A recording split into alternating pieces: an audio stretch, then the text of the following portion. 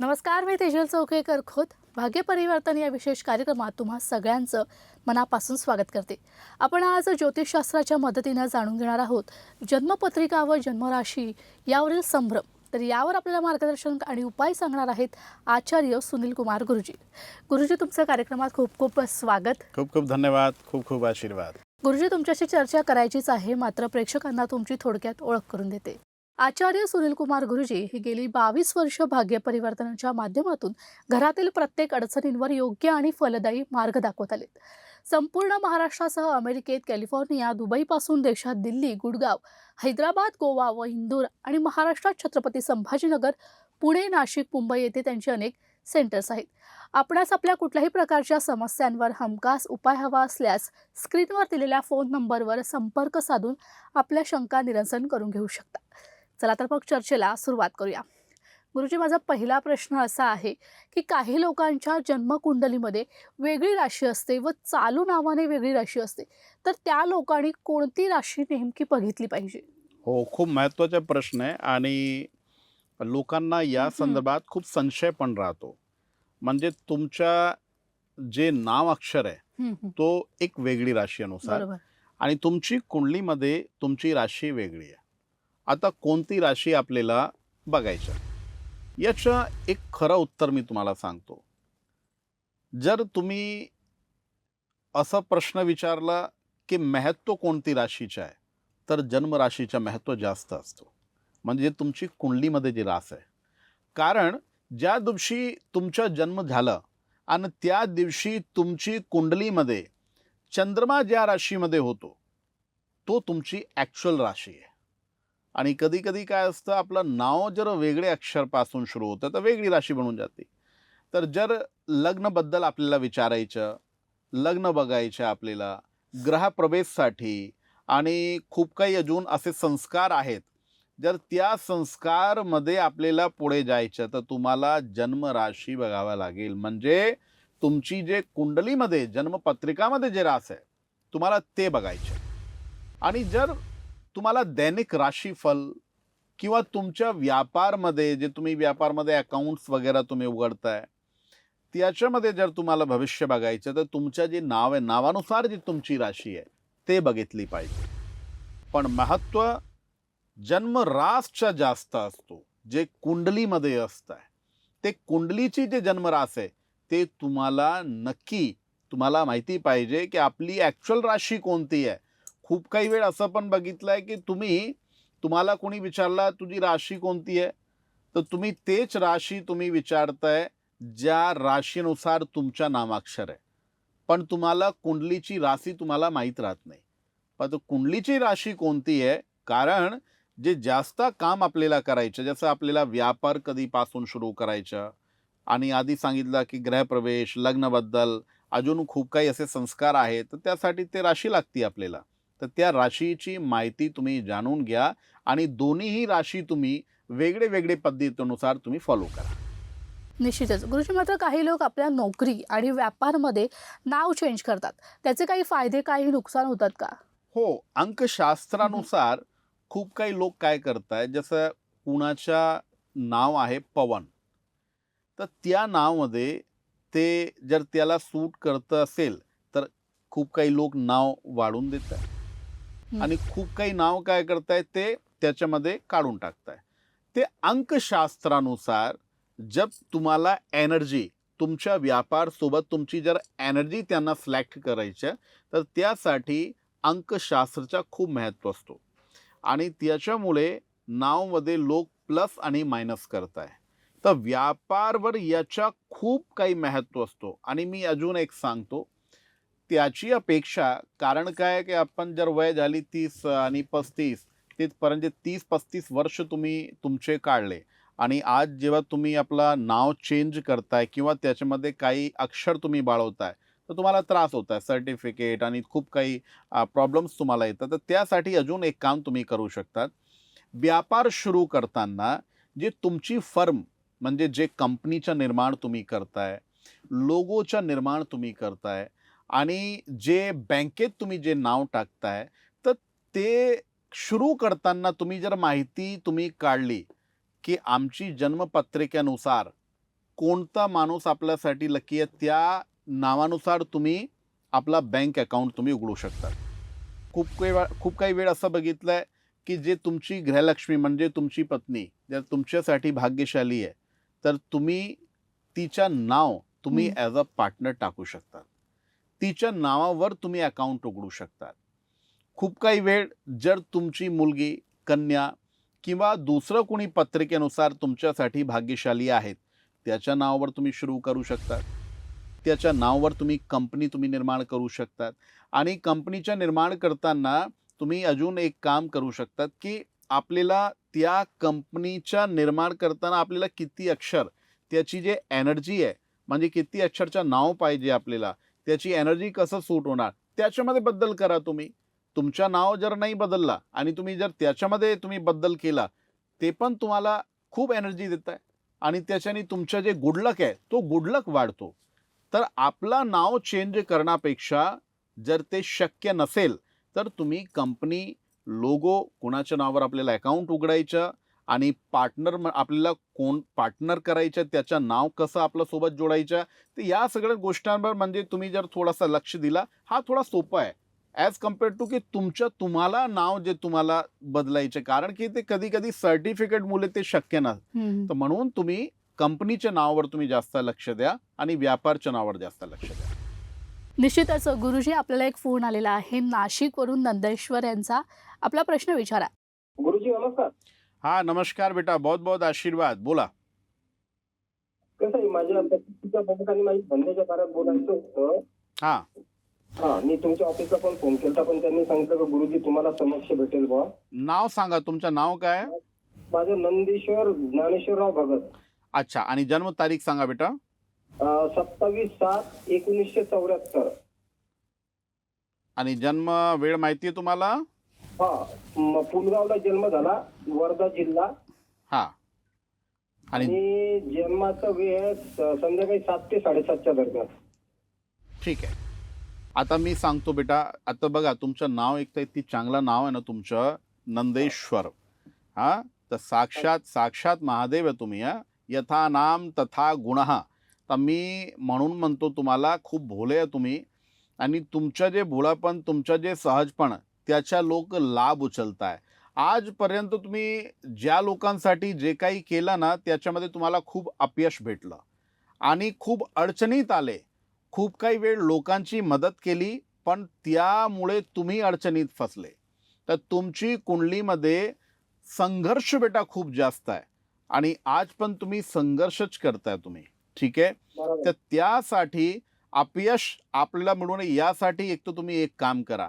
इत्तर माहिती आहे तुम्हाला? इत्तर केवड्याच्या इत्तर तुम्ही दर मंगळवारी हनुमानजीला अर्पित करा. ठीक आहे. नंबर 2, दर मंगळवारी यज्ञोपवीत माहिती आहे? यज्ञोपवीत जनेऊ यज्ञोपवीत असतो ना ते पण 10 मंगळवारी तुम्हाला हनुमानजीला अर्पित करायचं. तर तुम्हाला अपयश भेटणार नाही. नंबर 2, दर शनिवारी एक शमीपत्र असतो, शमीपत्र.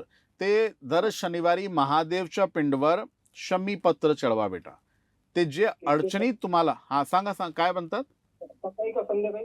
संध्याकाळी करा, सकाळी करा, पण म्हणजे तुम्ही नियमाने करा तुम्ही. ठीक आहे ना?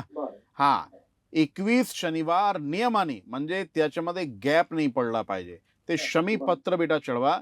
ते तुम्हाला अपयश भेटणार नाही. अडचणी जे तुम्हाला परत जे अडचणी येतात तुमच्या कॅरियर बद्दल ते अडचणी तुम्हाला येणार नाही. आणि अजून एक विषय सांगतो, मध्यमा उंगली म्हणजे हा बोटा जे मधला बोट आहे ना याच्यामध्ये एक लोहेचा छल्ला तुम्ही घाला. ठीक आहे. आणि मग तुम्ही कामाला लागा. तुम्हाला अपयश नेहमी तुम्हाला कधी अपयश भेटणार नाही बेटा. खूप खूप आशीर्वाद. गुरुजी, यावर आपल्याला अधिक चर्चा करायचीच आहे. गुरुजी, माझा पुढचा प्रश्न असा आहे की फार काही लोक बाळ जन्म होण्याच्या अगोदरच त्याचं नाव डिसाईड करतात. ते नाव ठेवलं पाहिजे की जन्मपत्रिकेनुसार नाव ठेवलं पाहिजे? काय चांगलं असतं? हा थोडासा चुकीचा आहे ॲक्च्युली. म्हणजे बाळाने जन्म घेतला नाही, जर आधीच आपण नाव मनात ठेवलं की आपण जर बाळ होणार तर आपण हे नाव ठेवणार. त्याच्या नाव एक संस्कार आहे, त्याला आपण नाव संस्कार म्हणतात आपण. तो संस्कार जन्म घेण्याच्या आधी जर आपण केलं तो चुकीचा आहे. तर काय करायचं तुम्हाला, तुम्ही ज्या अक्षरपासून ते नाव तुमचं निघालं किंवा तुम्हाला जर ठेवायचं असेल तर बाळाचा जन्म होऊ द्या आणि नंतर तुम्ही जर तो नाव ठेवला जे तुमच्या मनात आहे, जर तुमच्या मनाने तुम्हाला ठेवायचे तुम्ही ते ठेवू शकता, त्याच्यामध्ये काही अडचण नाही आहे. आधी पण मी तुम्हाला एक विषय सांगितला की तुम्ही जे आहेत तुमची जर जे जन्मरास वेगळी आहे आणि ज्या अक्षरपासून तुमचं नाव जर तो वेगळा आहे तर दोन्हीमध्ये तुम्ही वेगळी वेगळी प्रकृती अनुसार तुम्ही राशी बघू शकता. तर तुमच्या नावाने जर तुम्हाला पुढचं जे काही निर्माण करायचं ते करू शकतात, पण ते जन्म झाल्यानंतर तुम्ही हे गोष्ट करा, ते आधी हे चुकीचं आहे. आणि जर जन्माक्षरपासून जे चंद्रमा ज्या राशीमध्ये आहे जर त्या अक्षरपासून तुम्ही नाव ठेवला तर निश्चितपणे तो राशी ॲक्च्युअल रास आहे आणि त्याच्याने जर पुढच्या भविष्य योजना केली ती चांगली असते. निश्चित गुरुजी, मात्र फार लोकांचं असं म्हणणं असतं की घरामध्ये एका राशीच्या नावाने सर्वांचं नावं ठेवू नये. कितपत खरं आहे हे? नाही, याच्यामध्ये काही खरं नाही आहे. कारण काय, जर एक रासचे 4 लोक घरात आहेत तर हा तर खूप चांगली गोष्ट आहे ना. तुमच्या राशी स्वामी एक आहे आणि जर 4 रासचे एक घरात लोक 4-4 लोक आहे, 5-5 लोक आहे, 3-3 लोक आहे, तर तुम्ही असं समजा कोणीतरी ब्रह्मांडची अशी शक्ती जे तुम्हाला काहीतरी तुम्हाला दाखवते. तुम्ही हे विचार करा, एक रासचे 4-4, 5-5 लोक तुम्हाला एकत्र भेटले. पण याचा अर्थ असा नाही आहे की तुम्ही तुमचं आज नाव म्हणजे वेगळे वेगळे आणि तुम्ही त्यामुळे सगळेजण तुम्ही त्या रासानुसार तुम्ही नाव ठेवा. नाही नाही, ते तसं नाही करायचं. तुम्ही जर ऑटोमॅटिकली तुमचं असं नियोजन झालं की बाबा एक रासचे 4-5 लोक आहेत तर राशी स्वामी आपला सेम असतो आणि ब्रह्मांडची शक्ती आपल्यासोबत राहते. कारण काय की जर कुंभ रासचे 4 लोक आहेत तर शनी स्वामी आहे आणि तुम्ही सगळेजण एकसारखं तुम्ही उपाय करू शकतात. तुम्ही सोबत उपाय केला त्याची जी एनर्जी आहे एक वेगळी असते आणि त्याच्या एनर्जीचा जे प्रभाव आहे ना तो जास्त असतो. तर याच्यामध्ये काही खरं नाही आहे की एक रासचे एक घरात 4 लोक नाही असले पाहिजे किंवा 5 लोक नाही असले पाहिजे. याच्यामध्ये काही खरं नाही. जितके जास्त लोक आहे तितकं चांगलं आहे. निश्चित गुरुजी, आपल्याला एक फोन आलेला आहे जळगावहून शोभा यांचा. शोभाजी, आपला प्रश्न विचारा. हो, माझ्या मुलाचं विचारायचंय मला. हा, काय नाव आहे मुलाच्या? त्याचं नाव राहुल ईश्वर पाटील. जन्मतारीख सांगा त्याची. जन्मतारीख आहे त्याची 8/12/96. आणि जन्मवेळ? जन्मवेळ तसं दुपारचं आहे तुझी. ठीक आहे. किती वाजता, काही आयडिया आहेत का? 1:30-2च्या दरम्यान मध्ये त्याचा जन्म. अच्छा. आणि जन्म ठिकाण माहिती आहे? जन्म ठिकाण काय? त्याचा जन्म आहे रावेचा. ठीक आहे. अच्छा, ऐका तुम्ही, ते मुलाची नोकरीबद्दल तुम्हाला थोडा जास्त त्रास आहे. त्याची नोकरीबद्दल तुम्ही थोडे परेशान आहे. हां, हो. नोकरीचे योग फरवरीपासून चालू आहे. जे फरवरी गेली ना आता निघून, फरवरीपासून नोकरीचे योग चालू आहे पण नोकरी लागत नाही. ते 2 उपाय सांगतो, ते 2 उपाय करायचे तुम्हाला. ठीक आहे. हो. नंबर 1, तिगोनी माहिती आहे तुम्हाला? तिगोनी म्हणजे नीम, उंबर, हो. पिंपल, जे झाड जे एकत्र असतात त्याला तिगोनी म्हणताय. हा, आमच्या घराच्या समोर. अरे खूप छान. तुमच्या घरच्या समोर आता काम झालं ना तुमच्या. तर तुम्हाला काय करायचे, तिकडे दर गुरुवारी, दर शनिवारी आणि दर मंगळवारी, म्हणजे दर आठवड्यात 3 वेळ, मंगळवार, शनिवार, गुरुवार, तुम्हाला 3 दिवा लावायचे. 1 दिवा मोहरीचे तेलचा, 1 दिवा गाईचे तुपाचा आणि 1 चमेलीचे तेलचा. कोणकोणता सांगा मला? गाईच्या तुपाचा, हो राईच्या तेलाचा हो, आणि एक कोणता सांगा? चमेलीचं तेल. तुम्ही हो भेटून जाईल तुम्हाला. ठीक आहे. हे 3 दिवा लावायचे. आणि कोणकोणता वारी माहिती आहे? कोणकोणता वार? गुरुवार, मंगळवार आणि शनिवार. तर तुम्हाला 5 आठवड्यात तुम्हाला हे काम करायचं. ठीक आहे ना. आणि जर त्या मुलांनी केला ना स्वतःच्या हाताने आणि 3 प्रदक्षिणा दिली तर खूप चांगला होईल. ठीक आहे. लवकर त्याची नोकरी होऊन जाईल. ठीक आहे. आणि लग्न पण जमत नाही गुरुजी, थोडी परेशानी आहे आम्हाला. अजून ऐकून घ्या. नंबर 2, जे दुसरा उपाय मला सांगायचा होता ते पण सांगतो. अमावस्येला दर अमावस्येला म्हणजे 5 अमावस्यापर्यंत कोणत्याही वामलाला तुम्ही कपडा म्हणजे वस्त्रदान करा. छोटंसंही जर वस्त्रदान केलं ना तुमची श्रद्धानुसार बरं होईल. ठीक आहे. नोकरी लागली की लगेच लग्न होणार. लग्नाची जी शक्यता आहे ते पुढच्या वर्षी एप्रिल, मई, जून, जुलै, ऑगस्ट, सप्टेंबर, ऑक्टोबर, नोव्हेंबर म्हणजे हे 8 महिना आहे ना ते लग्नासाठी खूप चांगले आहे. ते लग्न जमून जाईल. फक्त आज जे आपली नोकरीचे योग चालू आहे ना त्या विषयावर थोडा जास्त लक्ष द्या. ठीक आहे. नोकरी होऊन जाईल. खूप खूप आशीर्वाद. धन्यवाद शोभाजी आमच्याशी संपर्क साधल्याबद्दल. गुरुजी, माझा पुढचा प्रश्न असा आहे की पती पत्नीची एक रास असल्यामुळे त्यांचं जमतं की नाही जमत, आणि एक रास असल्यामुळे कदाचित काही वेळा मुलीचं नाव पण बदललं जातं. मी एक सांगणार तुम्हाला. ते जे मी आधी पण सांगितलं तुम्ही प्रश्न विचारला होता की एक रासचे जर घरात 4 लोक आहेत, 5 लोक आहेत तर कसं चालणार त्यांच्या. तर तसंच जर दोघांची एक रास आहे तर राशी स्वामी एक झाला म्हणजे त्याच्यामध्ये काही प्रॉब्लेम नाही आहे. काही वाद निर्माण होण्याची शक्यता पण नाही आहे. खूप काही वेळ काय असतं, हा एक कोइन्सिडेंट आहे की बाबा जर आपलं जमत नाही आणि दोघांची रास सेम आहे तर त्याच्यामध्ये राशी मैत्री अपेक्षा ग्रह मैत्रीचा रोल असतो. ॲक्च्युली ग्रह मैत्री, राशी मैत्री वेगळी आहे, ग्रह मैत्री वेगळी आहे. आपण जेव्हा गुणमिलान करतोय ना त्याच्यामध्ये तारा मैत्री, वश्य मैत्री, नाडी मैत्री, भकुट मैत्री, ग्रह मैत्री, योनी मैत्री हे खूप काही मैत्री असते ॲक्च्युली. तर त्याच्यामध्ये जे ग्रह मैत्री आहे, जर तुमची ग्रह मैत्री नाही आहे त्याचे 5 नंबर असतात. 5 नंबर जे 36 गुण आपण जुळवताय ना तर त्याच्यामध्ये 5 नंबर तुमची ग्रहमैत्रीचे आहे. तर ग्रहमैत्री जर तुमची कमजोर आहे तर निश्चितपणे तुमच्या दोघांच्या पटणार नाही, दोघांमध्ये वाद होणार. पण त्या वादाला जर तुम्ही राशीचं नाव दिला म्हणजे एक राशीचा मुद्दा मांडला तो चुकीचा आहे. दोघांची रास सेम आहे म्हणजे स्वामी सेम आहे म्हणजे अजून जास्त पटला पाहिजे, अजून जास्त तुमच्या दोघांमध्ये प्रेम वाढला पाहिजे. तर त्या कंडिशनमध्ये तुम्हाला नाव चेंज करायचं की तुम्हाला तो नाव ठेवायचं नाही तसं काहीच नाही आहे. याच्यामध्ये काही सत्यता नाही. निश्चितच गुरुजी, तुम्ही खूप छान माहिती आम्हाला दिली आणि आमच्या प्रेक्षकांना याचं खूप छान मार्गदर्शन देखील मिळालं. तुम्ही इथे आलात, वेळात वेळ काढून त्यासाठी खूप खूप धन्यवाद. खूप खूप धन्यवाद आणि आशीर्वाद. ओम स्वस्त्यस्तु ते कुशलमस्तु चिरायुरस्तु गोबाजिहति धनधान्य समृद्धिरस्तु ऐश्वर्यबलमसृपुक्षयस्तु वंशे सदैव भवतां धर्मक्तरस्तु दीर्घमायुः. खूप खूप आशीर्वाद. तर भाग्य परिवर्तन या विशेष कार्यक्रमात वेळ झाले आता इथेच थांबायची. पुन्हा भेटूया नवीन विषयासहित. तोपर्यंत तुम्ही कुठे जाऊ नका, पाहत रहा लोकशाही मराठी.